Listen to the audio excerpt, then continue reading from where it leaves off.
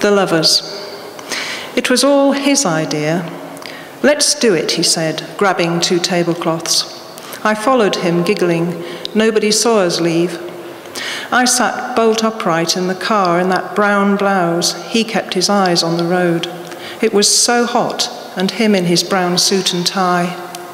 When we got to our favourite spot, that valley where the steep sides sloped down to a little stream, we solemnly draped the white cloths over our heads and posed for an invisible photographer.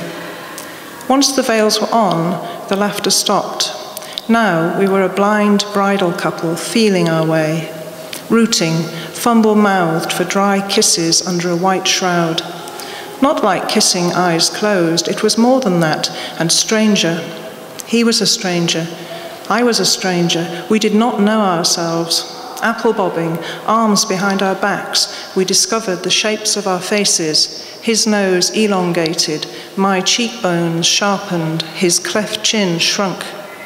We could have been children dressing under the covers, exploring the hidden folds of our flesh.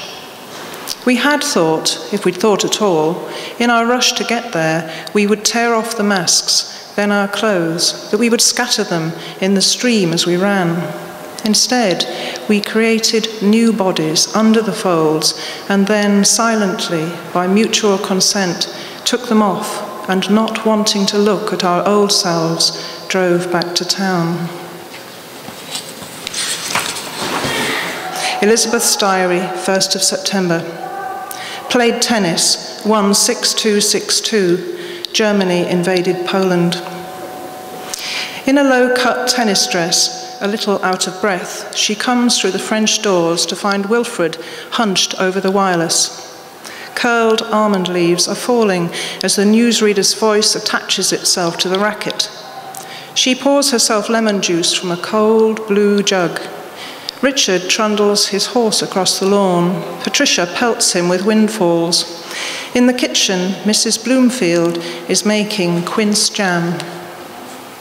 And from one kitchen to another, this is me in my kitchen, rooting through an organic veg box, trying to identify chunks of stuff with mud all over them for something for supper, while listening to the radio.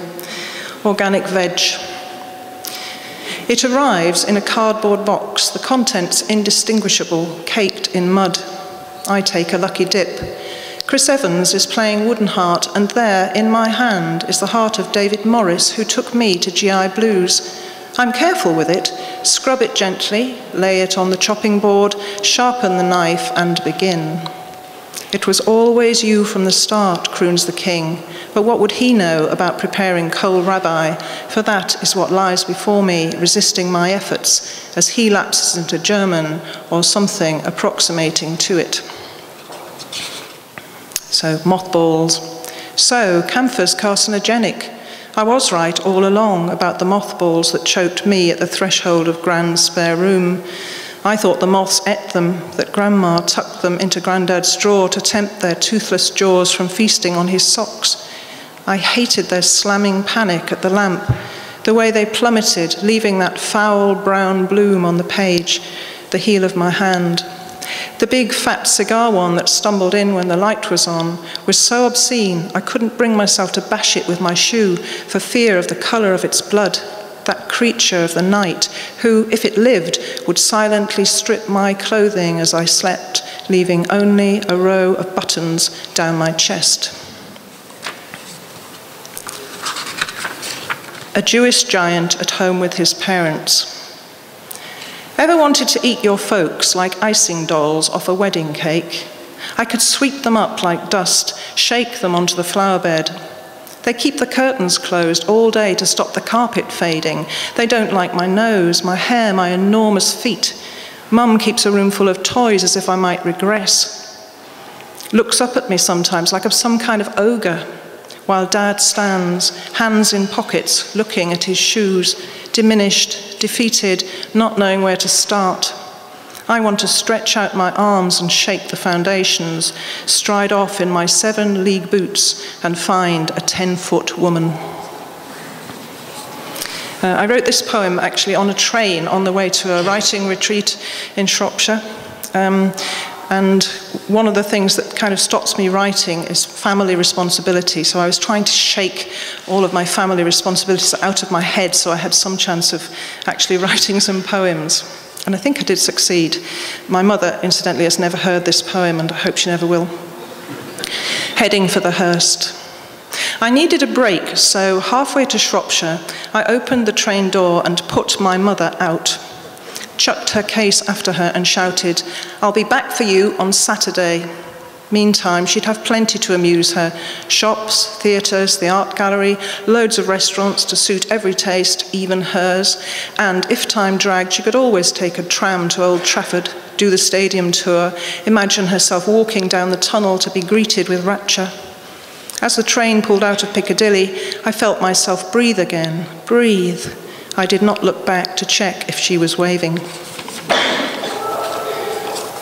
I'll read this one. This one's about when my son's wife was expecting their first baby, and the house that they lived in was an absolute tip, and suddenly everything had to be perfect. Everything had to be put completely right. I think probably, it was deeply Freudian, this, who was very worried about everything had to be perfect for his little daughter. So it's kind of about that, and kind of about what the things that I think are important in life. DIY. Don't fret about the damp patch under the window, the baby won't mind. She'll not bother her head about the lagging in the roof space. The bare floorboards that bring the sound of your footsteps will do her just fine. That crack in the ceiling will be her first pattern. She won't lose any sleep over the missing loft ladder, the crazed toilet bowl, the stubborn cold tap, that creosote spilling through the fence. Listen, already she outgrows her prison, drums her heels against its walls, turns turtle, butts her head, blinks, opens and closes her mouth. Sit down, take up your guitar and sing to her.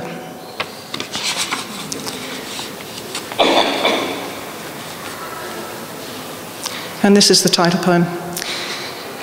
Skylight. Just me and the moon, after all. Beside me, you, sleeping like a baby who's taken a swig from the nurse's bottle, a drag on a stub end he found in the ashtray. Spread-eagled, one knee raised, you make sleep impossible. Anyhow, how could I sleep tonight? I lie in what's left of the bed, like a jigsaw piece in the wrong puzzle, and watch the stars who don't care, staring back from another millennium. They've seen it all before. Just me and the moon, after all. He might be just a sliver of his former self, but he knows what he wants of me, my faithful gaze, his own reflection in my eyes that stare up at him through the cold, uncurtained glass. And I'll finish with a poem which is in terza rima, partly to show off because I managed to do it, sort of. And this one is about all the clocks that we have in our house, and I'm sure you have the same experience, that clocks they feel like part of the family, don't they? And we've inherited clocks from various relatives, and they all have associations for us. So, winding the clocks. Each night you do the rounds like a lover who keeps faith after the loved one's gone. I guess it's at the root of all you do. I'm thinking this as you set the alarm, lock the front door, hoist the pendulum. It falls to you now to wind the grandfather in the hall, your arm in the mahogany case your father loved, your blue sleeve brushing the dust at the back, your fingers round the heavy weight he knew.